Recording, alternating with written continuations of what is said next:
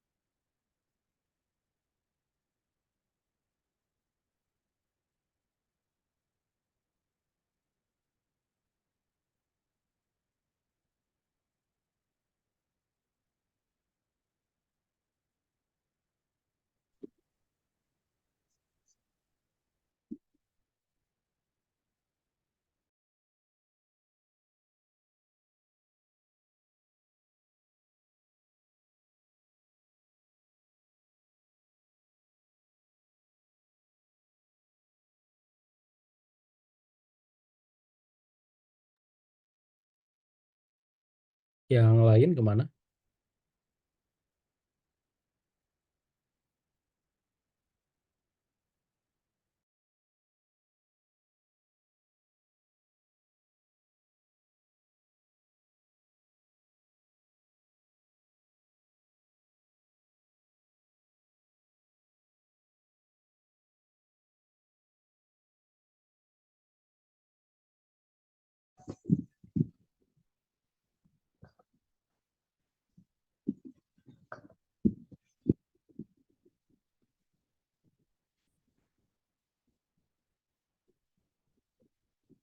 Walah, oke. Maksudnya,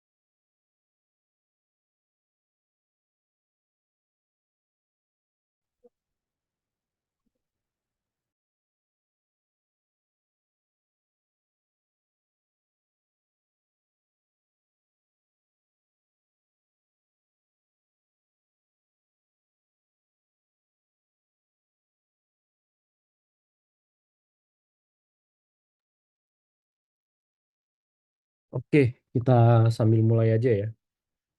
Assalamualaikum warahmatullahi wabarakatuh. Selamat malam teman-teman semuanya.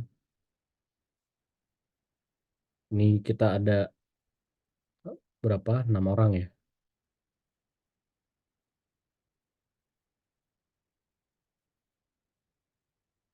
6 orang nggak apa-apa ya. Kita lanjut aja supaya nggak terlalu malam juga.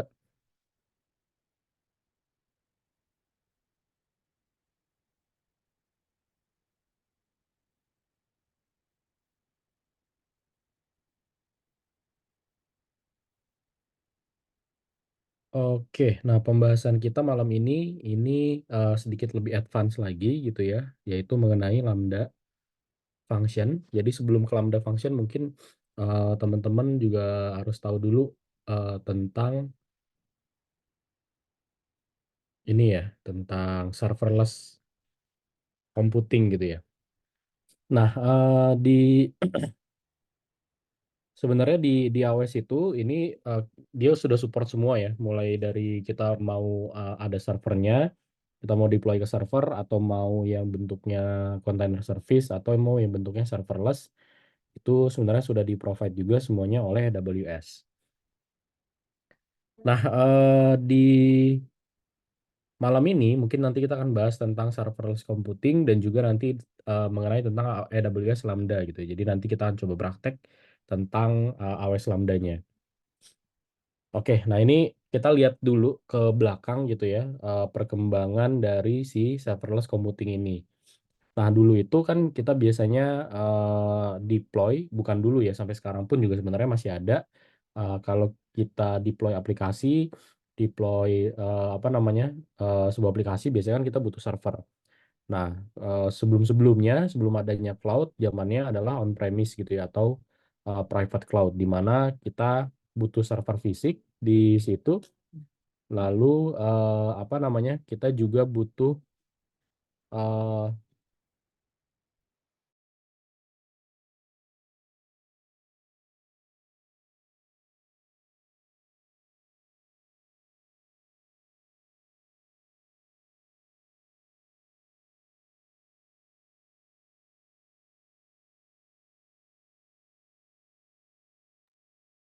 oke lanjut lagi ya. Oke, jadi kalau misalnya dulu itu di on-premise, lalu pindah lagi gitu kan, seperti yang kita tahu bahwa ada yang namanya virtual server atau adanya virtual mesin di sini.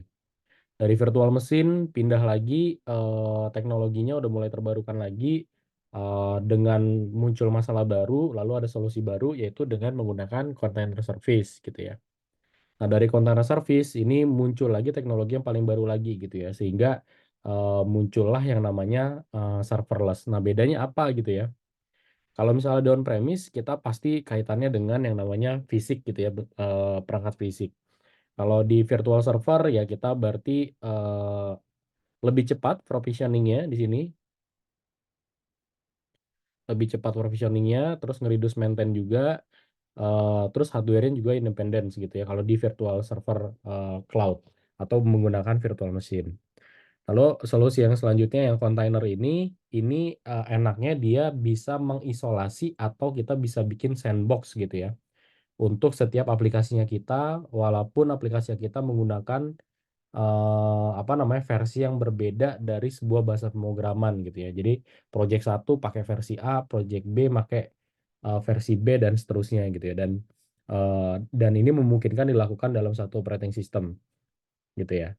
Nah, dengan ada lagi yang terbaru yaitu serverless. Serverless ini memungkinkan kita untuk tidak menggunakan operating system sama sekali gitu ya, dan fleksibel untuk nge-scalingnya, dan dia sifatnya adalah dibayar per use atau per digunakan. Jadi kalau misalnya yang virtual server ini kan walaupun dipakai atau nggak dipakai, servernya tetap jalan ya, jadi kita tetap bayar. Kontainer pun juga sama sebenarnya. Jadi apa namanya, kita punya kontainernya nanti di-deploy di dalam si virtual server gitu ya. Nah, kita tetap bayar juga yang bagian virtual servernya. Nah, kalau yang serverless ini kita bayarnya per penggunaan aja. Jadi kalau misalnya serverlessnya diakses, ya itu yang baru kita bayar gitu ya. Kalau misalnya tidak diakses, ya kita nggak usah bayar gitu ya. dan zero maintain juga ya. Jadi kita nggak apa namanya tidak bersentuhan dengan fisik, dengan virtual server juga ataupun dengan kontainer gitu ya. Jadi kita cuma fokus untuk develop codingannya aja atau kodenya aja. Nah, biasanya serverless ini digunainnya di modern aplikasi gitu ya. Dia sifatnya adalah loosely join si aplikasinya ini. Jadi aplikasinya itu functional programming gitu ya. Jadi dia terpisah-pisah antara fungsi satu dengan fungsi yang lainnya gitu ya. Terus tujuannya adalah nge-build data store, terus apa namanya specialist service-nya untuk integration. Jadi bisa saling terintegrasi antara fungsi satu dengan fungsi yang lainnya. Lalu juga ada automation by using code gitu ya. Nah ini biasanya dilakukan oleh modern application.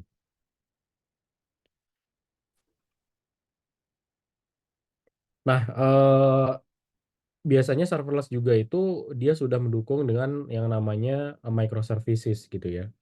Kalau misalnya monolitik ya sebenarnya kalau misalnya monolitik itu kan adalah aplikasi yang dalam satu kesatuan itu berada apa namanya dalam satu server gitu ya.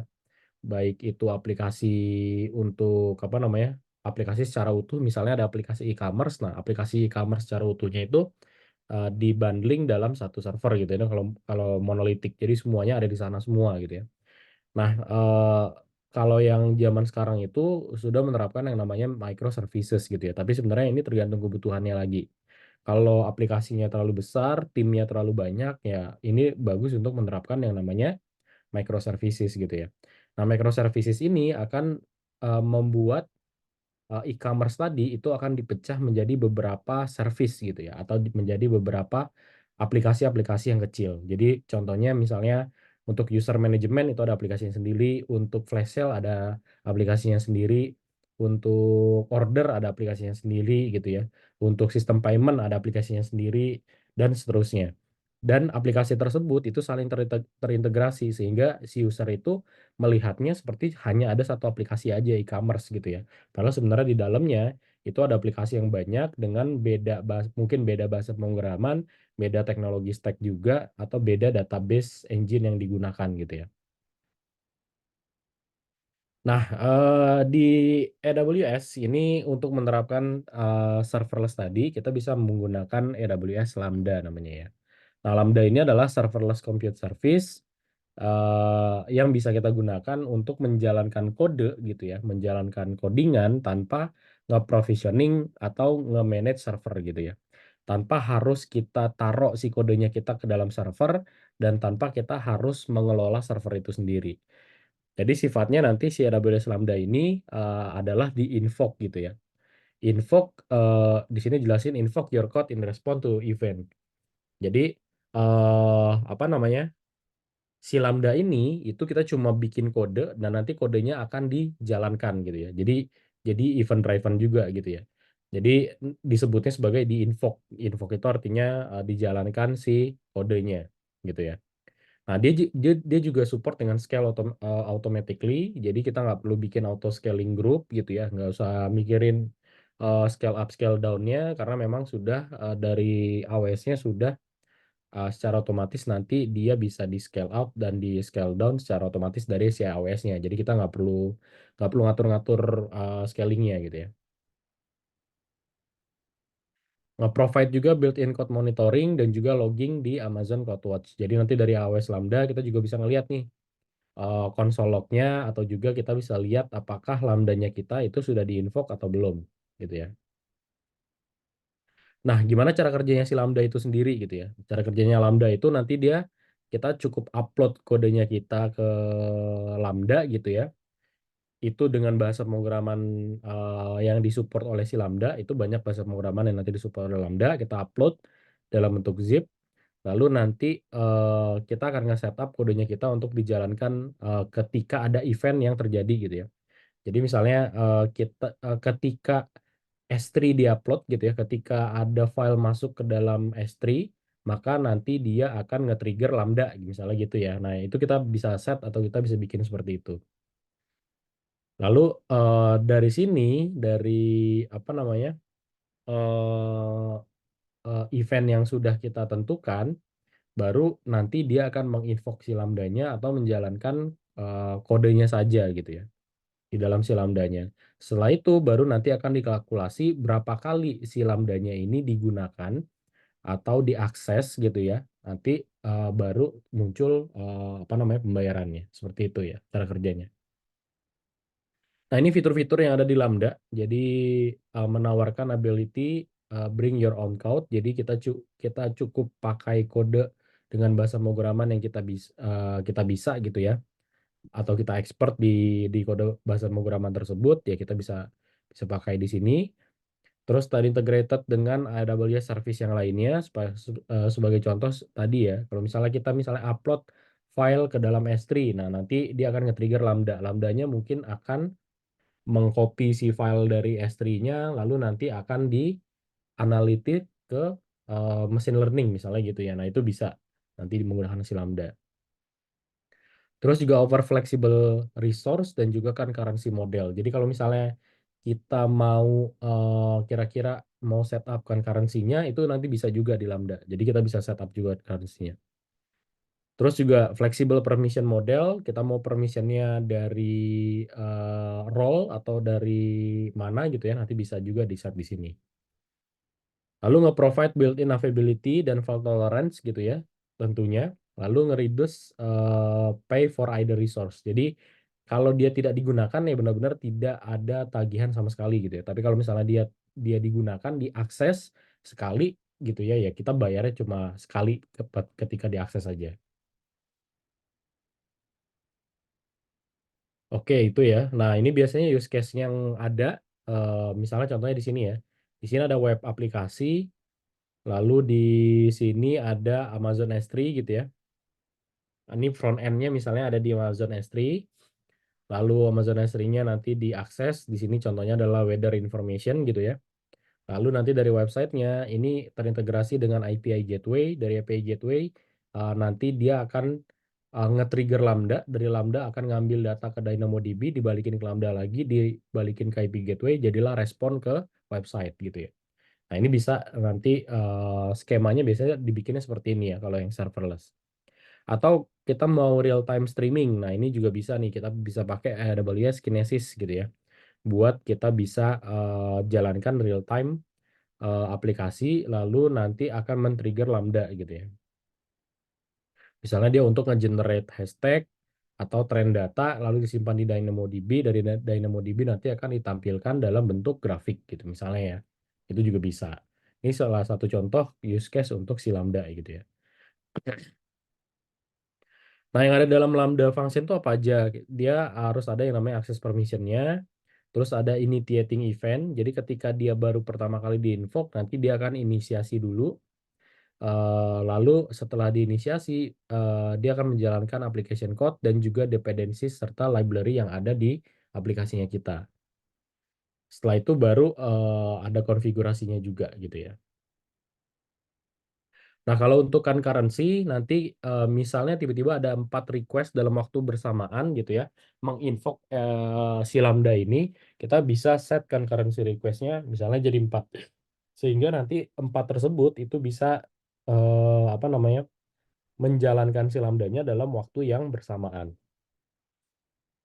Nah, itu tadi tentang Lambda, sekarang tentang invoking Lambda function gitu ya. Nah, jadi sifatnya si Lambda function itu adalah push dan pull model gitu ya. Jadi push ini ketika dia terjadi event atau ketika terjadi trigger gitu ya, dia akan push event ke dalam si Lambda, ke dalam Lambda function gitu ya. Terus kalau ada event tertentu, dia juga bisa nge-pull data dari service yang lain ke dalam si Lambda. Itu juga bisa ya, dibuat seperti itu. Jadi dia push dan pull model.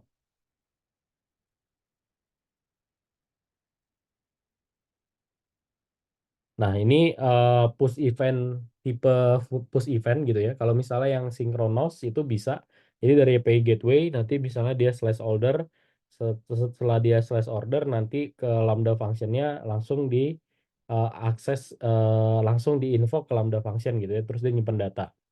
Nah, ini bisa dibikin sinkronos. Jadi nggak nungguin si siapa si lambdanya selesai ya. Jadi cuma satu arah. Atau kita juga bisa buat dia asinkronos. Sebagai contoh misalnya di sini ya. Jadi dari S3 nanti dia akan nyoba gitu ya antara sekali, dua kali, tiga kali untuk bisa menginvoke si Lambda functionnya. Terus kita juga bisa nanti diintegrasikan dengan apa namanya service yang lain seperti contohnya adalah Kiwi service gitu ya.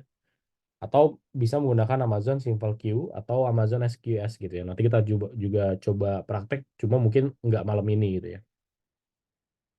Nah, itu tadi si lambdanya ya. Jadi mungkin kita langsung aja nih ke lambdanya untuk saya bisa demokan gitu ya. Settingan-settingan nanti di lambdanya seperti apa.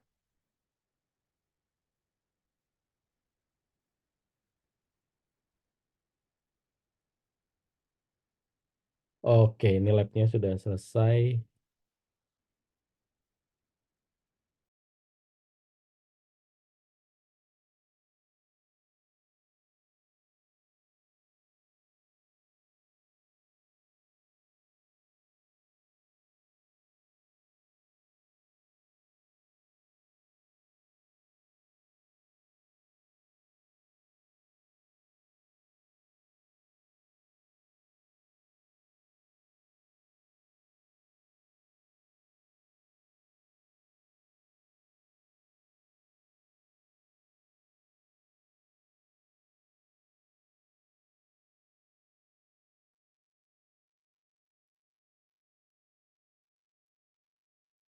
Oke, nah ini apa namanya? Kita bisa akses langsung aja ya. Kita bisa akses langsung ke Lambda. Nama servicenya adalah Lambda.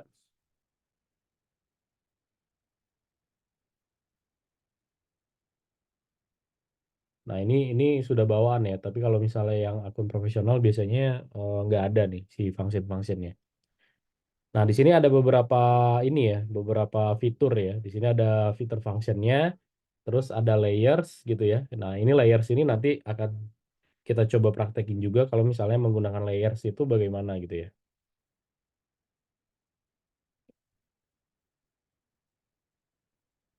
Nah ini saya buat dulu functionnya. Kita buat functionnya. Nah, ini kita bisa buat dia from scratch atau kita bisa ambil dari container image gitu ya. Jadi kalau misalnya kita udah punya si container image-nya juga bisa kita ambil atau dengan menggunakan blueprint. Blueprint itu maksudnya menggunakan apa namanya template yang sudah ada gitu ya. Misalnya kita ini nih ya, get S3 object gitu ya. Nah, kita pengen get S3 object nanti menggunakan Python misalnya runtime-nya atau bahasa pemrogramannya itu juga bisa. Nah, sebagai contohnya nanti dia seperti ini, gitu ya. Nah, misalnya get S3 object dari Node.js gitu ya. Misalnya ini runtime-nya dirubah jadi dari Node.js. Ini kalau yang menggunakan blueprint. Jadi ini sudah ada template ya. Jadi nanti kita tinggal apa namanya tarik-tarik datanya aja.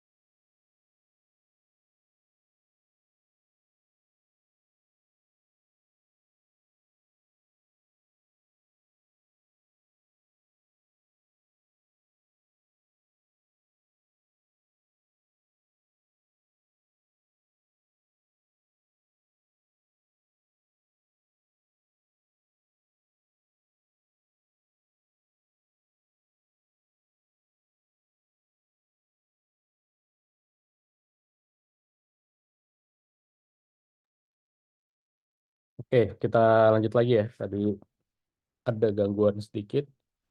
eh Oke, nah ini kita akan buat si functionnya dari awal ya.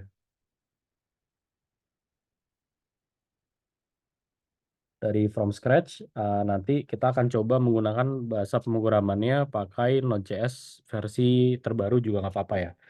Atau pakai Node.js versi 16 juga nggak apa-apa. Nah ini apa namanya, bahasa yang disupport oleh si Lambda ya. Teman-teman bisa menggunakan Python, menggunakan Java atau menggunakan JavaScript, yaitu dengan runtime-nya Node.js gitu ya.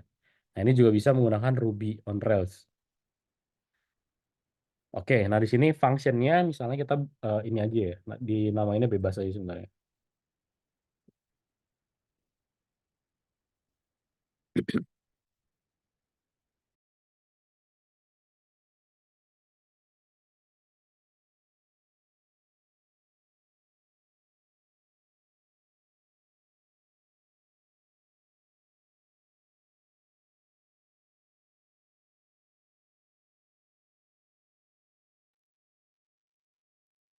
Nah, ini misalnya nama functionnya belajar Lambda ya.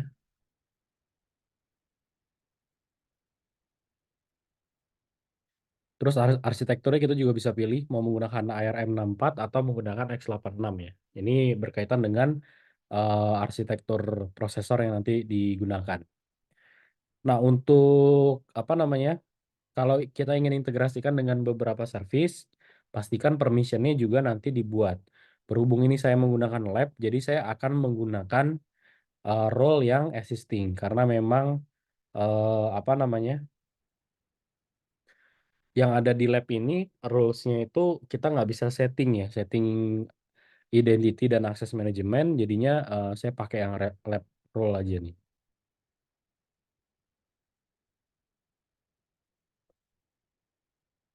Nah, di bagian advanced setting ini ada beberapa konfigurasi lagi ya.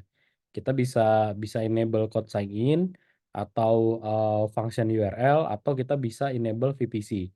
Nah, maksudnya apa nih enable VPC gitu ya? Jadi kalau misalnya kita ingin terintegrasi dengan service yang harus menggunakan VPC, nanti kita bisa centang yang bagian enable VPC. Walaupun nggak kita centang juga, nanti setelah kita bikin functionnya, itu tetap masih bisa kita centang juga gitu ya. Nah, jadi ini sudah saya buat aja si lambda functionnya.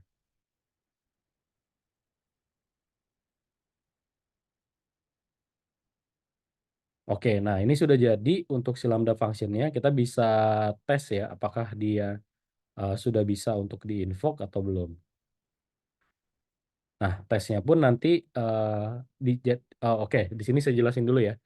Jadi di bagian atas ini adalah diagram atau desainnya. Jadi kalau misalnya nanti kita ada service yang akan men-trigger si lambdanya, nanti akan muncul di bagian sebelah sini. Lalu kalau misalnya kita ada destination dari si lambdanya, nanti munculnya bagian sebelah sini. Nah, di bagian bawah ini ada beberapa tab ya, ada code, ada test, ada monitor, ada configuration juga. Nah, monitor ini nanti kita untuk bisa lihat log dari si function kita. Configuration itu nanti ada beberapa konfigurasi yang nanti bisa kita atur gitu ya. Jadi si lambda itu apa namanya, kita bisa set dia timeoutnya itu berapa. Jadi kalau misalnya lambdanya itu ternyata dia berjalannya sangat lama gitu ya, untuk ngeproses suatu fungsi. Nah, kita bisa bikin dia, kita set timeoutnya berapa. Jadi kalau misalnya dia lebih dari 3 detik, ya si lambdanya akan mati gitu ya. Sehingga nanti dia akan melempar hasil timeout ke service yang lainnya. Ntar di sini tadi dijelasin nggak ya?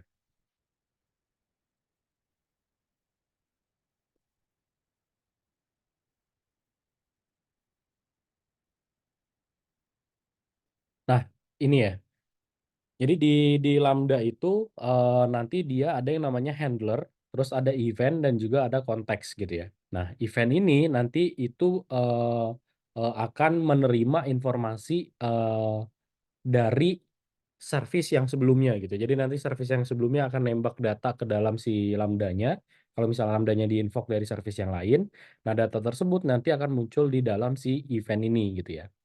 Jadi untuk ngambil handlernya kita masukkan kedua fungsi ini. Jadi ini sudah baku di semua bahasa pemrograman yang disupport oleh Lambda gitu. Jadi nanti ada handler, event, dan juga ada konteks.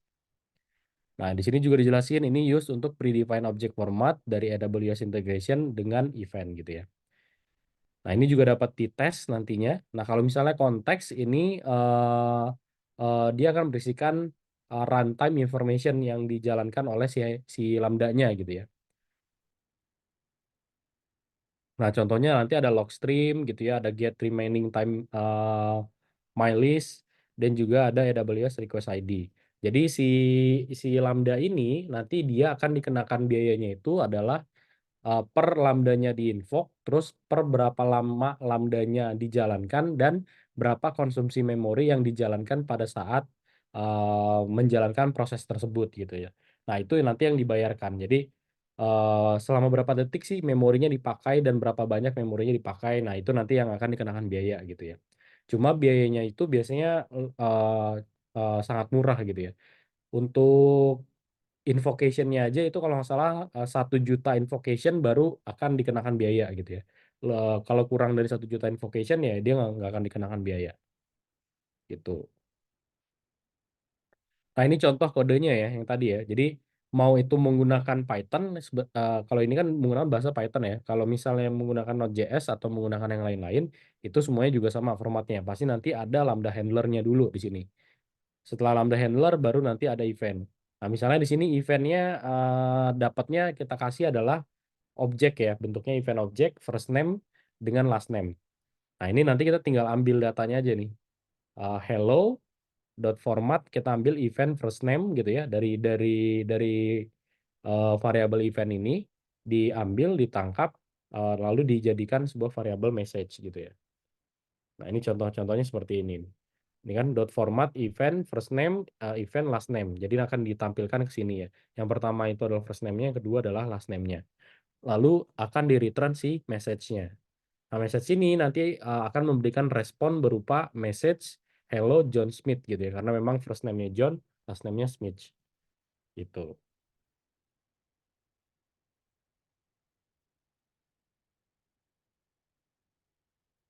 Nah, ini sebentar ya.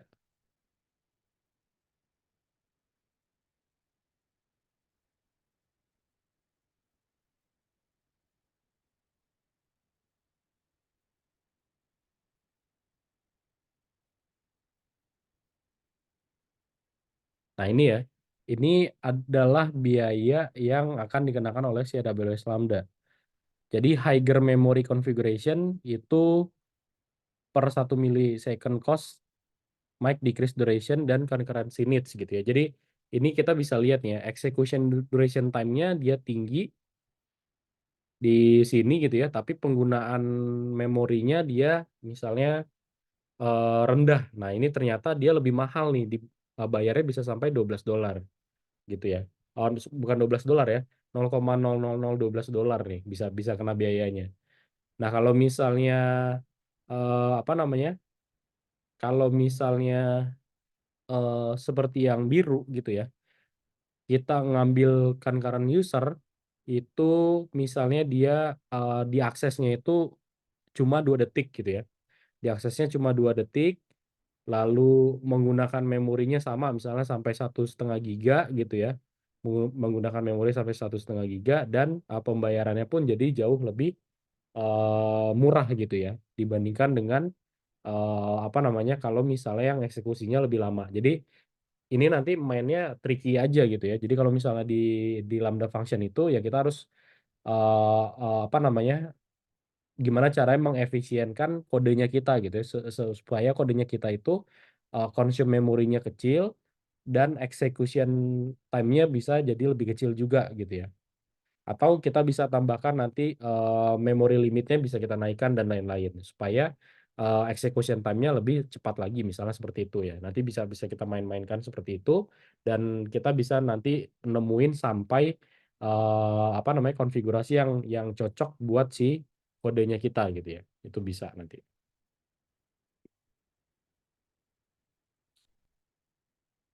Oke ya. Oke, nah ini sudah.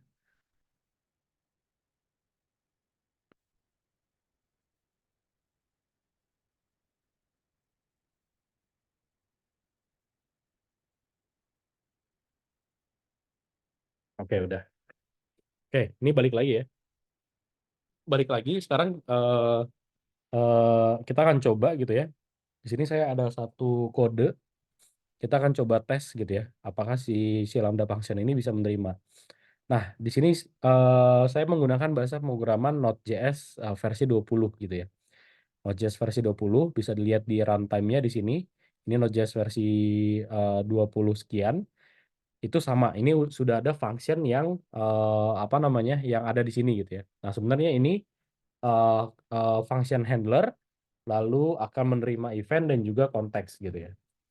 Jadi yang bagian sebelah kiri event, yang bagian sebelah kanan konteks. Jadi kalau misalnya kita nggak pakai, kita cuma pakai satu aja, ya dia dianggapnya bagian paling sebelah kiri. Walaupun kita bikin di sini ya konteks, tapi nanti yang masuk adalah tetap event gitu ya. Semoga teman-teman ngerti karena ini benar-benar di bahasa pemrograman banget gitu ya.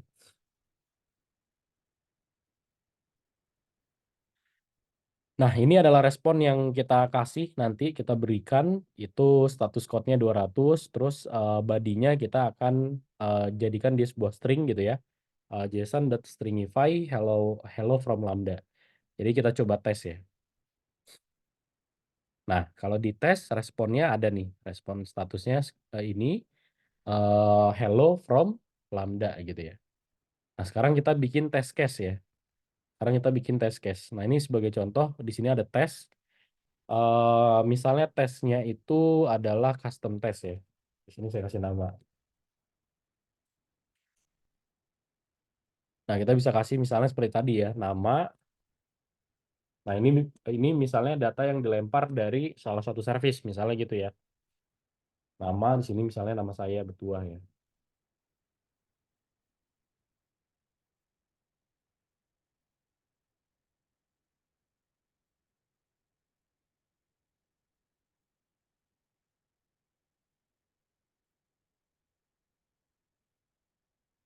Nah, tambahan di sini ada umur.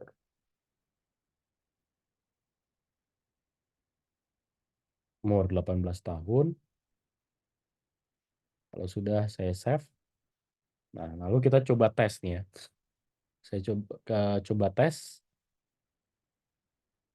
Nah, di sini tetap responnya adalah status 200, badinya hello from Lambda. Nah, karena kita belum belum rubah ya. Nah, kita mau lihat nih sebenarnya di dalam si konteks itu ada apa aja sih gitu ya. Sorry, di dalam eventnya itu nanti ada apa aja. Kita bisa cek di sini. eh, saya akan console log event di sini. Lalu setiap perubahan yang sudah kita lakukan itu jangan lupa harus di deploy. Kalau sudah di deploy, kita coba tes lagi. Semoga muncul. Oke, nah di sini lognya muncul ya. Lognya itu adalah di sini info, nama depan betulan, nama belakang dengan value, nama belakangnya value 2 dan umurnya 18 gitu ya. Nah ini kita rubah lagi sedikit ya. Nah ini jangan value 2.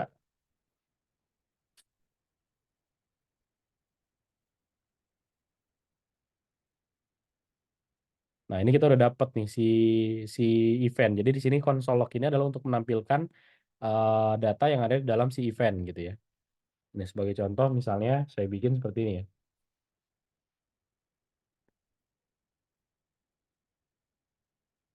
Kayak gini, ini adalah data dari log, lalu nanti dia akan memunculkan si data eventnya. Kalau kita tes lagi, nah ini dapat nih infonya di sini ya. Dari lognya kita bisa lihat ini adalah data dari log. Nah, datanya adalah nama depan Betua, nama belakang Anugrah, umur 18. Yaitu sesuai dengan test case yang tadi sudah kita kasih gitu ya. Jadi dia munculnya ini. Nah, kalau misalnya kita mau ngambil datanya ya sebenarnya sama aja gitu ya. Misalnya di sini saya buat sebuah variabel namanya eh fname atau first name gitu ya. First name-nya event dot tadi nama depan. Terus last name misalnya L name ya. L name event nama belakang. Tadi apa ya? Nah, ini kan nama belakang terus umur ya.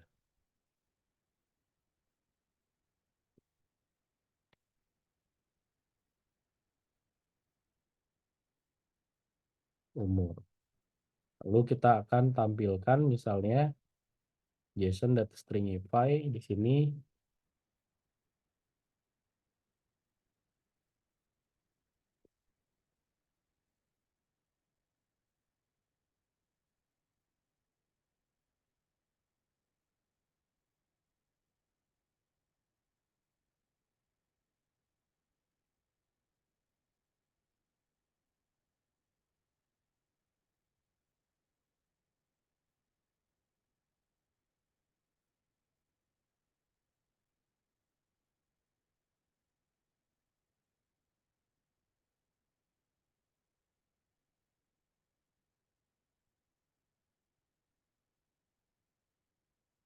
Nah, ini sebagai contoh ya. Oh, sorry, bukan umur tapi age ya. Nah, ini kita akan coba tampilkan ya. Tadi udah diambil dari event, nama depan, event, nama belakang. Lalu kita tampilkan di dalam body. Jangan lupa di deploy kalau misalnya kita sudah melakukan perubahan. Lalu kita coba invocation lagi ya. Kita coba invoke lagi dengan menggunakan tes. Nah, di sini bisa kelihatan ya. Respon statusnya 200. Apa namanya? Nama saya adalah Betua Nugra dan umur saya adalah 18. Lalu di sini ini ada durasinya ya. Durasinya adalah 92 milidetik yang si lambdanya diinvoke dengan memorinya itu 128 mega gitu ya. Max memorinya dan penggunaannya hanya 65 mega aja.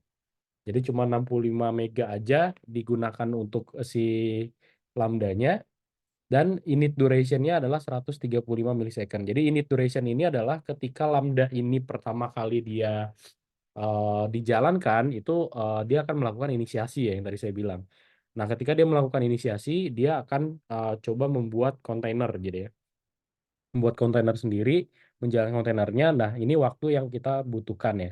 Kalau misalnya dia secara terus-menerus selalu dijalankan gitu ya, initiation duration-nya ini jadi tidak ada. Jadi kalau misalnya eh, ini perhatikan ya, saya tes initiation duration-nya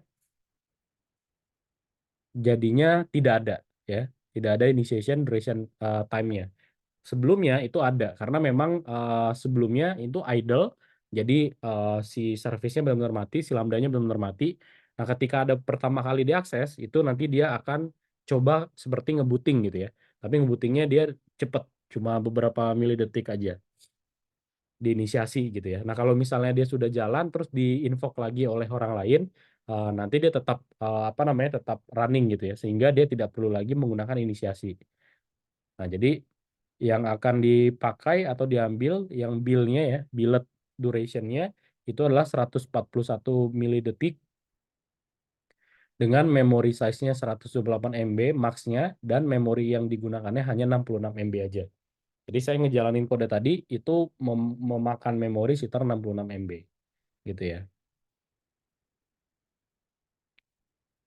Nah, sekarang kalau misalnya kita ingin integrasikan dengan service yang lain itu juga bisa. Sebagai contohnya misalnya adalah S3 kali ya. Kita akan coba ambil data dari S3. Jadi kalau misalnya S3-nya di-upload, nanti dia akan men-trigger si belajar Lambda ini gitu ya. Kita buat skenario-nya seperti itu.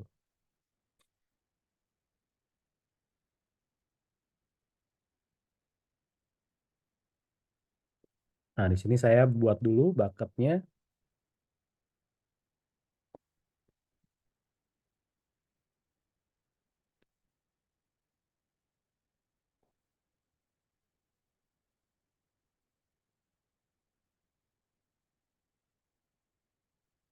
Oke, kalau sudah saya buat. Oke, jika sudah nanti tinggal saya integrasikan aja. Nah, integrasikannya kita bisa dari Lambda atau bisa dari si S3-nya. Nah, ini saya akan coba dari S3-nya dulu gitu ya. Jadi S3-nya kita sudah ada di bagian properties. Itu kita nanti bisa kasih namanya event notification ya. Event notification atau ya benar, kita bisa kasih event notification, kita bisa create notification-nya. Nah, operation-nya Nah, ini saya namakan dulu ya. Atau kita buat dari lambda juga nggak apa-apa. Eh, ini S3-nya saya biarkan aja. Kita buat dari lambda, kita bisa add trigger di sini. Sini ada add trigger ya. Add trigger. Lalu saya akan coba ambil dari S3. Nah, ini S3. Nama bucketnya adalah mybucket 8769 yang tadi sudah dibuat. Nah, ini operationnya apa saja? Apakah semua objek, semua pembuatan objek, atau ketika terjadi put dan lain-lain gitu ya.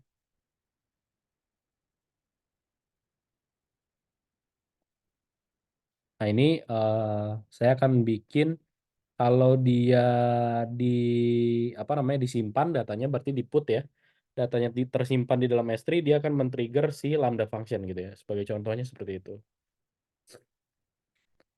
Ini misalnya ya. Oke. Nah, ini sudah. Prefixnya ini kita bisa kasih prefix apakah di folder tertentu aja. Jadi kalau misalnya kita upload di folder tertentu nanti dia akan nge-trigger si lambda misalnya gitu ya. Itu juga juga kita bisa bisa set seperti itu. Atau suffix gitu ya. Formatnya apa nih? Misalnya cuma .jpg dia baru akan nge-invoke lambda gitu ya atau enggak apa gitu ya. Bagi contohnya seperti itu. Nah, ini saya coba kosongkan aja ya. Jadi semua semua data yang masuk ke dalam si lambdanya itu nanti akan men-trigger atau menginvoke si lambda. Oke, kalau sudah saya add. Nah, sehingga di sini sudah masuk ya S3 di sini. Ada nih S3. Tentunya nanti permissionnya kita harus harus setup juga gitu ya permissionnya si lambda ini kan dia menggunakan permissionnya itu kalau nggak salah lab role ya namanya. Nah ini role name-nya adalah lab role.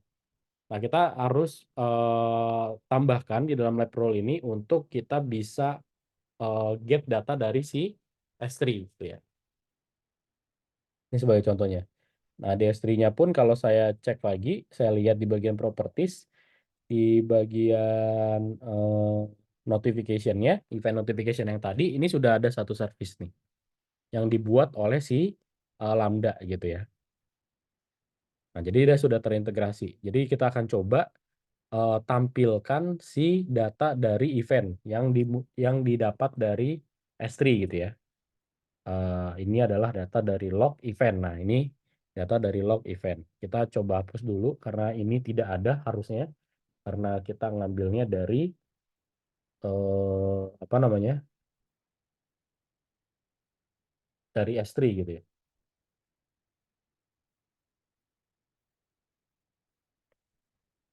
Saya deploy, kita coba tes upload, lalu nanti kita cek di bagian monitoring ya. Jadi di bagian monitoring kita view CloudWatch di sini. Nanti kita bisa lihat berapa kali dia di-invoke gitu ya.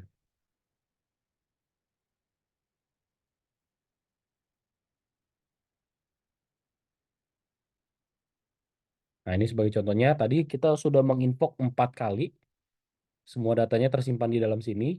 Jadi kalau misalnya kita cek tadi, nah ini masuk ya. Info ini adalah dari nama depan bla bla bla bla bla gitu ya.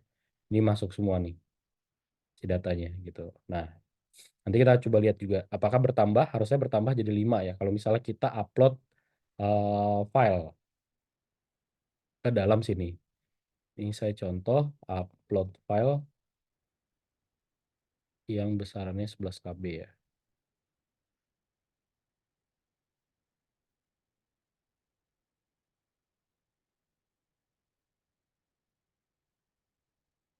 Oke, nah ini ada operation yang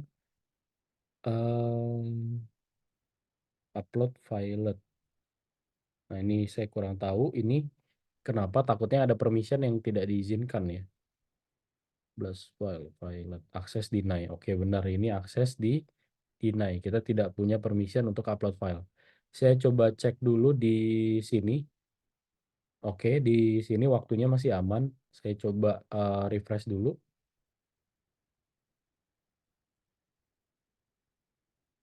Lalu saya coba add file lagi ya.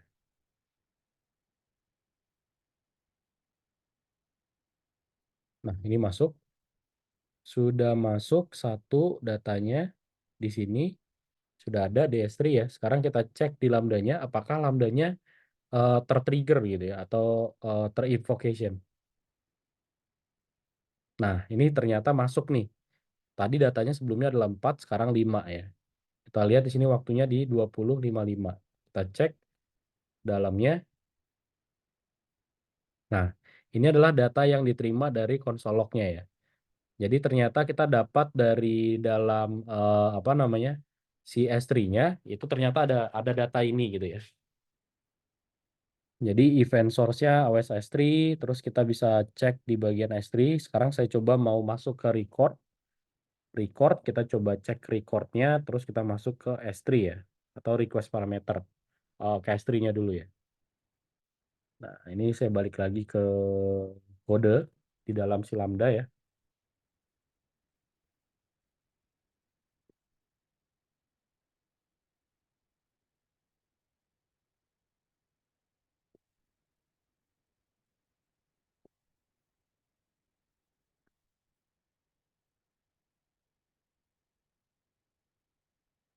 Tadi datanya bentuknya adalah dia objek, lalu ada array of object ya. 0, terus kita ngambil si S3.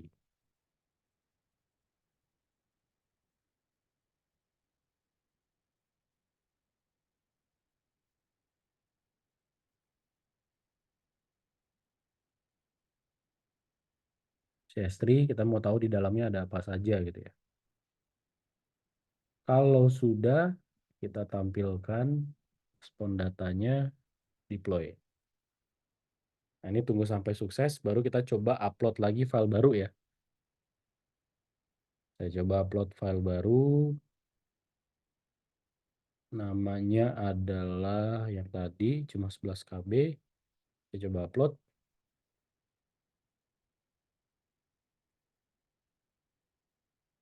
Oke, ini masih data yang sama karena memang dia harusnya versioning ya.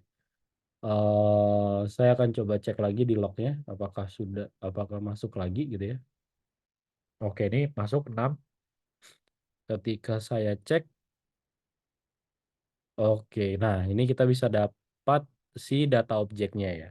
Jadi tadi di dalam si event, record, dan di dalam S3 itu terdapat data ini ya. Ada data bucketnya, ada ARN-nya, lalu dalam objeknya kita bisa dapat yang diupload itu objeknya adalah 575200.5.jpg. Kalau misal kita cek di sini, nah ini adalah file yang tadi diupload gitu ya. Nah, ini sudah menginvoke si AWS Lambda-nya.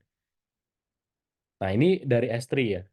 Kita bisa juga dari service-service yang lainnya, atau kita bisa dari S3 ketika dia ada yang diupload gitu ya, kita bisa cek data gambar yang tadi sudah diupload ke S3, lalu dari S3 nanti kita bisa kelola di machine learning. Misalnya kita mau dapat data, misalnya ada data ini ya, data pembayaran. Apakah dia beneran sudah transfer atau belum gitu. Kita bisa bikin sistem otomatisnya.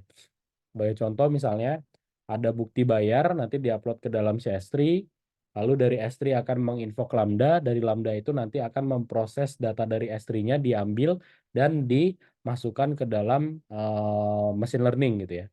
Nah, dari machine learning nanti akan memberikan respon ada teks apa aja, lalu dikelola lagi oleh si Lambda.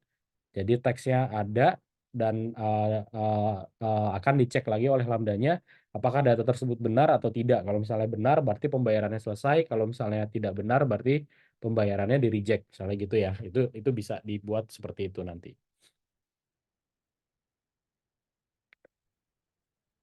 Oke, nah itu tadi tentang ini ya, si Lambda.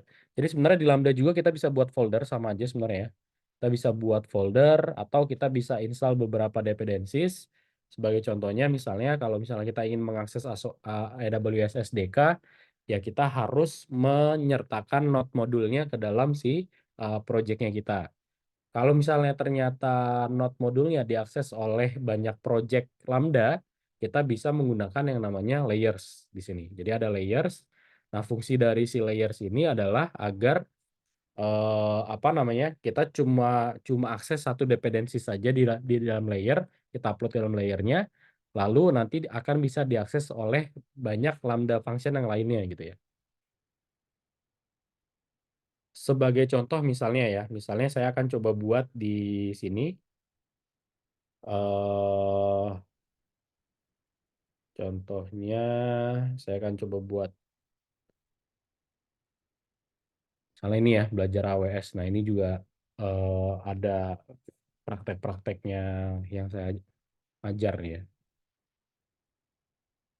Oke, misalnya di sini aja saya add, lalu saya tambahkan di sini ada namanya satu buah file gitu ya. Nama filenya itu misalnya nama ya, nama.js, misalnya seperti ini.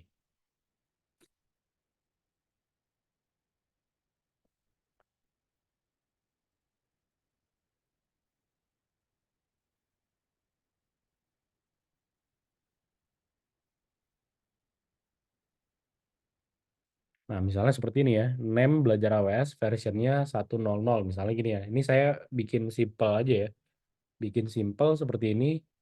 eh Lalu kita akan coba upload ke Lambda, ke layers ya. Nanti kita akan coba akses si data ini. Oke, nah di sini pertama-tama sebelum kita memasukkan datanya, itu kita harus jadikan dia zip dulu ya. Jadi kita nggak bisa langsung apa namanya, belajar AWS. Oke, belajar AWS. Nah, ini nama.js, ini saya jadikan zip dulu. Kompres, saya ganti namanya jadi belajar layer ya. Nah, ini layersnya bisa kita upload aja ke bagian layers. Kita bisa balik dulu di sini ada bagian layers. Nah, ini nggak cuma data ya, nanti kita bisa bisa upload juga dependencies. Jadi kalau misalnya kita install dulu gitu ya, nah nanti kan muncul node modulnya. Contohnya misalnya seperti ini kan ada node modul ya. Di dalam node modul ini ada beberapa dependencies. Nah, ini kita bisa zip, terus kita bisa masukkan ke dalam si layers gitu ya. Nah, ini saya buat layers baru. Misalnya nama layersnya data, data sama gitu ya. Saya upload dalam bentuk zip. Ini ya tadi ada di sini development project belajar AWS. Lalu namanya tadi adalah belajar layer ya. Dan kompatibelnya adalah dengan Node.js versi 20. Saya buat.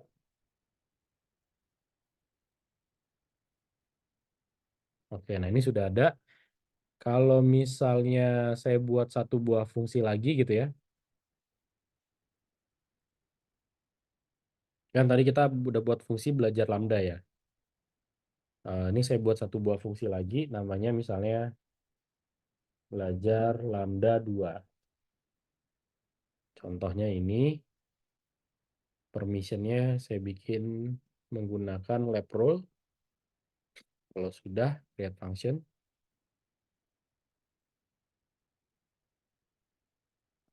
Nah, di sini kita akan coba import ya.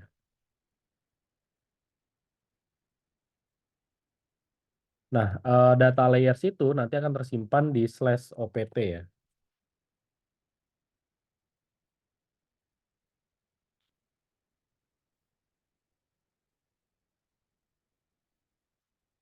Di /opt, lalu tadi namanya adalah name atau nama ya, nama.js ya. Saya lupa, nama.js ya.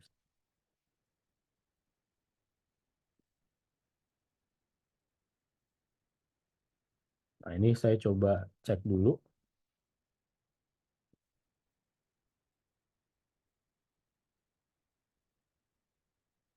Deploy, kita tambahkan layersnya di bawah.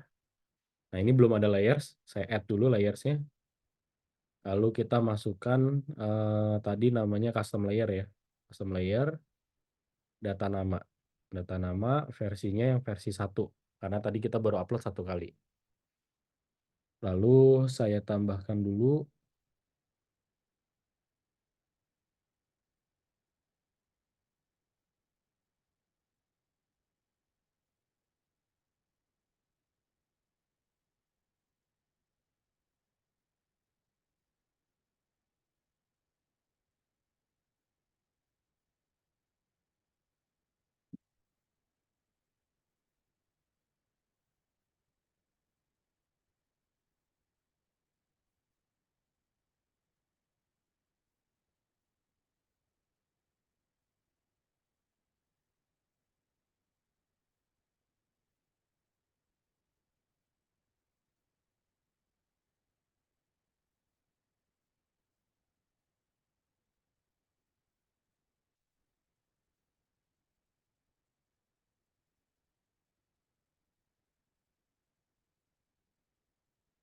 Oke ya.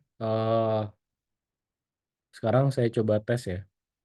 Kita tes, create event, tes aja. Ini ngasal aja dulu ya. Terus kita save. Lalu saya coba tes. Dapat nggak ya hasilnya? Kayak error ini karena nama.js. Oke.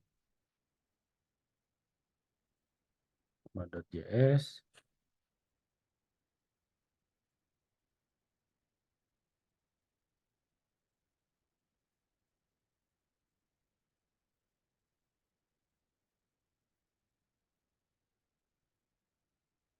Saya coba tes lagi.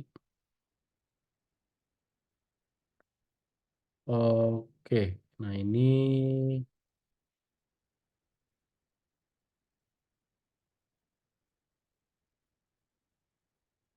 oke, ini udah bener ya. Ini udah masuk katanya. Tapi unexpected token export. Oh, oke. Harusnya modul export ya.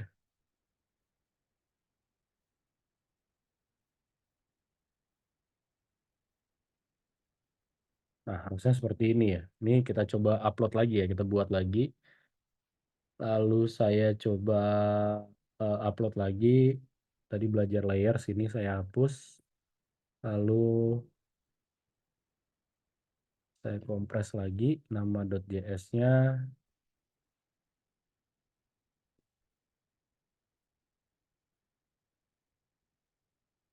Lalu saya upload lagi ya si apa namanya layersnya. Layers, data nama. Ini saya buat versi baru, create new version. Lalu saya coba upload. Jadi kalau kita ngerubah seperti itu ya. Nah, ini belajar AWS Zip. Runtime-nya sama. JS20. Kita create. Kalau sudah, sekarang kita ke function. Terus yang lambda 2 ini saya rubah dulu karena di sini masih menggunakan versi yang 1, jadi kita rubah layersnya agar menjadi yang versi kedua.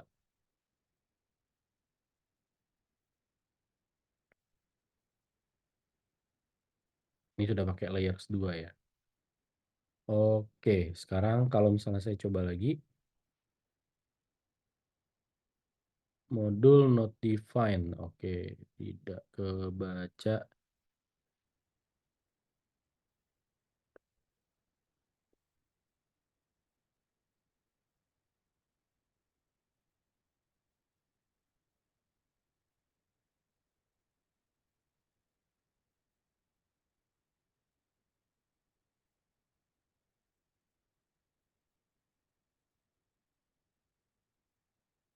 Oke, ini modul ekspornya.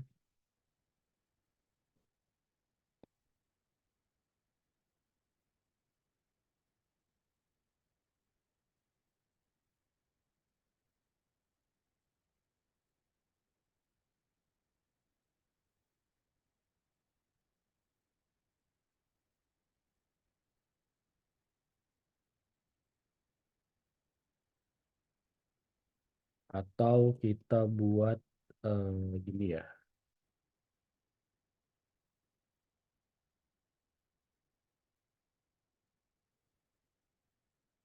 Nah, langsung aja ya.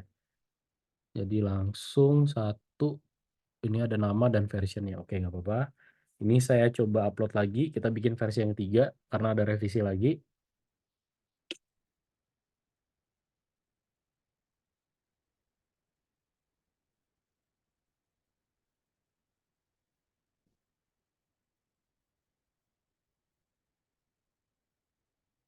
Ini saya cepat aja ya. Saya akan coba rubah lagi dari sisi layersnya.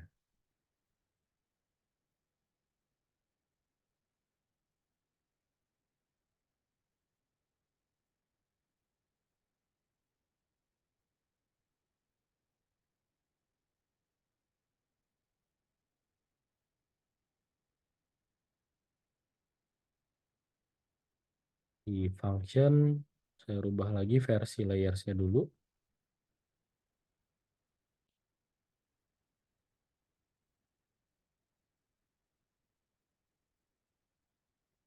Jadi versi ketiga. Lalu kalau saya coba tes lagi ya, kita coba tes lagi. Nah, ini masuk nih. Jadi si layersnya itu tidak ada di dalam file ini, tapi apa namanya, kita bisa akses ya si name belajar AWS dengan versionnya. Nah, jadi layers itu nanti bisa dipakai di beberapa function gitu ya. Jadi di sini kan kita pakainya di belajar Lambda 2. Misalnya saya pakai lagi di belajar Lambda 1 gitu yang tadi, kita akan coba apa namanya, terapkan juga gitu ya. Kita ambil datanya, itu juga nanti bisa dipakai gitu ya. Jadi kalau misalnya kita mau buat fungsi atau kita punya dependencies yang dependentiesnya nanti akan digunakan oleh banyak function ya, kita bisa taruh dia di lambda di layers gitu ya. Ini contohnya yang tadi ya. Yang tadi console.log-nya ini yang dari S3 ya. Misalnya kita akan tampilkan data.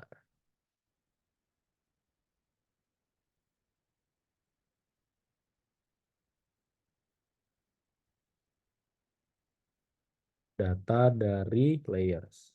Misalnya saya bikin seperti itu.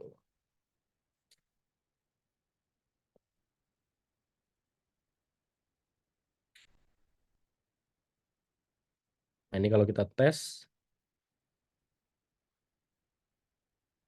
oh sorry, karena layersnya belum kita masukkan ya. Jadi saya tambahkan dulu layersnya, data nama, versinya adalah versi yang paling terbaru. Karena tadi versi 1 dan 2-nya kan masih ada error ya.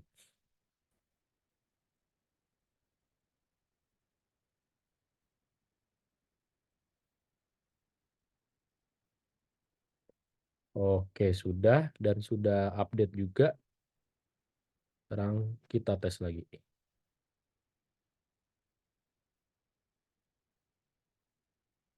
Oke, nah ini yang tidak bisa dibaca ini sebenarnya adalah ini ya. Ini nih tidak bisa dibaca. Oke, ini saya komen dulu.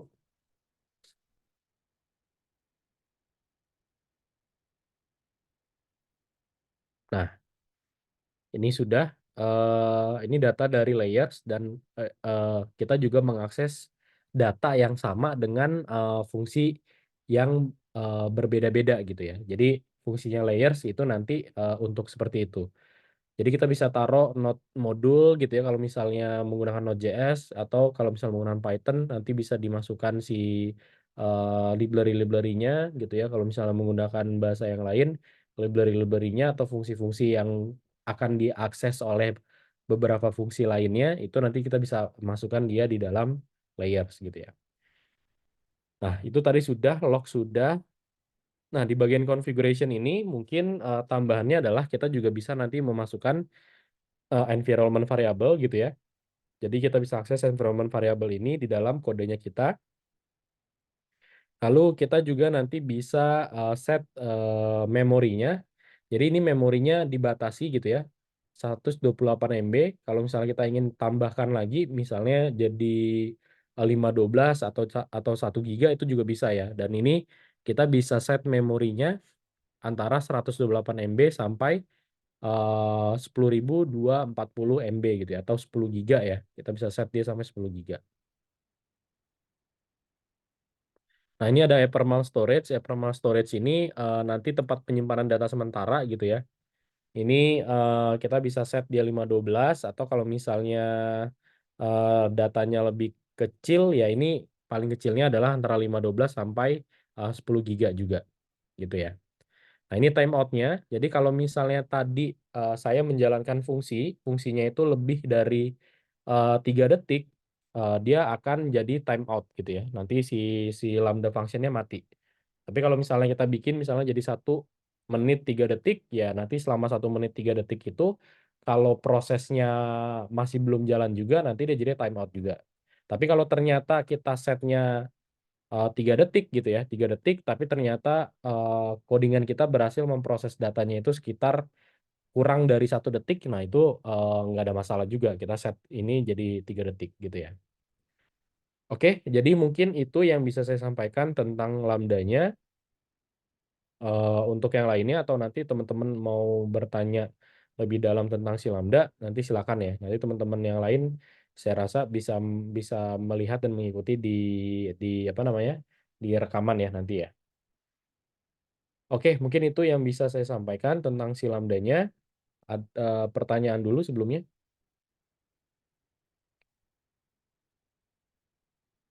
Tidak ada ya. Oke, kalau tidak ada pertanyaan, mungkin kita tutup aja pertemuan di malam hari ini. Wassalamualaikum warahmatullahi wabarakatuh.